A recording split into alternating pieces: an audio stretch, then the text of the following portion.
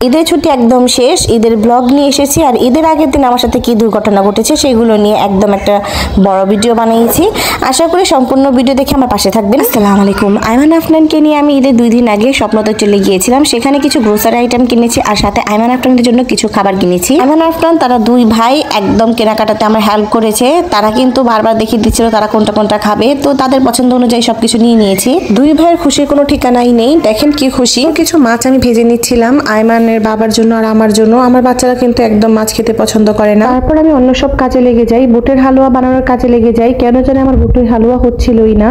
এরপর দেখি একটা অতিথি পাখি আমার বাসায় এসেছে। মাশাআল্লাহ, রাত বাজে প্রায় 12:30। এদিকে কিছু আমি সেমাইগুলো ভেজে নিচ্ছি। তারপরের দিন সকালে এই দেখেন একটা দুর্ঘটনা ঘটে গিয়েছে। এটা চাঁদ রাতের দিন ছিল। আমি চুলায় তেল দিয়ে একটু কাজে ব্যস্ত হয়ে গিয়েছিলাম। আমি ভুলেই গিয়েছিলাম চুলায় যে তেল দেওয়া ছিল। এইদিকে সবকিছু পুরো একদম ছাই হয়ে গিয়েছে। আইমান আমাকে যদি না ডাক দিত হয়তো আমি জানতেই পারতাম না আল্লাহ আমাকে এত বড় বিপদ থেকে রক্ষা করেছে। এরা কখনো চুলায় কোনো কিছু দিয়ে অন্য কোনো কাজে যাবেন না। তারপরে আমি কিচেনকে ভালো করে পরিষ্কার করে অন্য কাজে চলে গেলাম। এখানে আইমানকে বলছিলাম যে আইমান আমি কোন চাদরটা এই রুমে বিছাবো, তো আইমান আমাকে এই চাদরটা সিলেক্ট করে দিল। তারপর আমরা রান্না বান্নার কাজে লেগে গিয়েছি। যেহেতু পরের দিন সকালে ঈদ, তাই রাত্রেই আমরা সবকিছু একদম গুছিয়ে নিয়েছি। এদিকে আমি পেঁয়াজ কুচি করে নিয়েছি, আলুগুলো একদম ছুলে নিচ্ছি। অপরদিকে আমার শাশুড়ি মাংসগুলো ক্লিন করার কাজে লেগে গিয়েছে। সকালেই আমার শাশুড়ি আম্মা এগুলো সব রান্না করা শুরু করে দিবে। তারপর এই যে ঈদের সকাল, আমি ঈদের সকাল বেলায় চাদরটা বিছিয়ে দিয়েছি। দেখেন এক একে করে সবাই আমাদের বাসায় বেড়াতে এসে পড়েছে। এই বছরে তাসলিমা আমাদের বাসায় আসে। আমি কিন্তু এবার ভেবেছিলাম সে আসবেই না। অনেক অপেক্ষা করার পর দেখি যে না, আলহামদুলিল্লাহ সে এসেছে।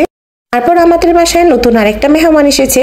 আমার দেবরের মেয়ে রামিন এসেছে আর সাথে এসেছে রিয়াস। আসলে আমার বাসায় এরকম অতিথি আসলে আমি কিন্তু অনেক খুশি হই। তারপর রাত্রেবেলা খাওয়া দাওয়া করে আমরা সবাই ঘুরতে চলে গেলাম পুকুর পাড়ে। প্রতি বছরই কিন্তু আমরা এখানে এসে সব ফ্রেন্ড সার্কেলরা মিলে আড্ডা দিই। আর বরাবরের মতো কিন্তু আমার শ্বশুরবাড়ির এলাকাটাকে একদম জাঁকজমক করে সাজানো হয়েছে। ঈদের প্রথম দিনটা কেন জানি অনেক ঠান্ডায় গিয়েছে। যেরকমটা ভেবেছিলাম সেরকমটা হয়নি। শুধু আমি আর নিজুম ছিলাম। আর এখানে নিজুম তার ছেলেকেও নিয়ে এসেছে। আরো অনেক ভাবির আশা কথা ছিল, কিন্তু লাস্ট মুহূর্তে কেউ আসতে পারেনি।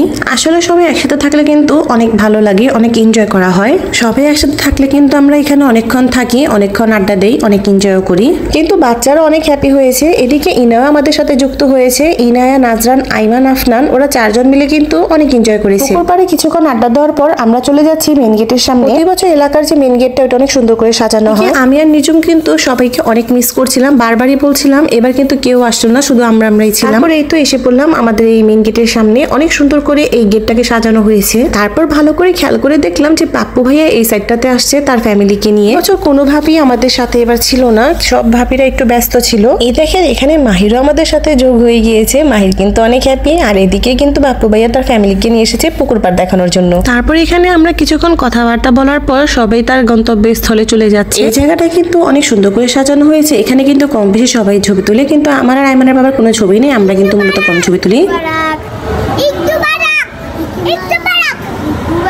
এদিকে দেখেছেন বাচ্চারা আপনাদেরকে ঈদ মুবারক বলছে। তারপরে তো আমরা বাসায় চলে যাচ্ছি। দিন সকালে আমার মার বাসায় দাওয়াত। আমি সবকিছু একদম গুছিয়ে নিয়েছি আর আইমান আফনানের আউটফিট রেডি করে রেখেছি। আর এই যে তাদেরকে রেডিও করে দিয়েছি। দেখেন তো মাশাআল্লাহ আমার বাচ্চা দুটাকে কি সুন্দর লাগছে। আমি যেহেতু অনেক অল্প ছুটি পেয়েছি, তাই আমি একদম মার বাসায় চলে যাচ্ছি থাকতে। যেহেতু আমাদের কোনো দেশের বাড়ি নেই, আমরা ঢাকাইয়া, তো আমাদের ঈদ ঢাকাতেই করতে হয়। আমার শ্বশুর বাড়ি থেকে আমার মার বাসার দূরত্ব শুধু 5 মিনিটের। এদিকে কিন্তু তারা অনেক হ্যাপি। কিন্তু দুঃখের বিষয় হলো ঈদের 2য় দিন এরা কেউই থাকবে না। আমার ভাবিরাও চলে যাবে তার মার বাসায়। আমাদের সবার বাড়ির দূরত্ব কিন্তু তেমন একটা না, কারণ আমরা সবাই পুরান ঢাকার। আর এদিকে কিন্তু আমার ছোট বোন এসে পড়েছে। আর আপনাদের সবাইকে আমার ভাবি আর আমার ছোট বোন হাই বলছিল। বিশ্বাস করবেন এদিকে আমার ছোট বোন বারবার বলছিল যে সুন্দর করে যদি সালাম দাও তাহলে পাবে সালামি। ঈদের 2য় দিনটা কিন্তু অনেক হাসি খুশিতেই চলে গিয়েছে। কিন্তু সালামি দেওয়ানোর পর্ব চলছে। তো আমি বলতেছিলাম যে আমি বড় বড় সালাম দিব, তোমরা সবাই আমাকে বড় বড় সালামি দিবে। আর এদিকে আমার বড় ভাবি আমাদের জন্য মজাদার পুডিং বানিয়ে নিয়ে এসেছে। এত মজা হয়েছে পুডিংটা, আর একদম থকথকে হয়েছে। অনেক রাত হয়ে গিয়েছে। এদিকে বড় ভাবে আমাদের জন্য চাউমিন বানিয়ে নিয়ে এসেছে।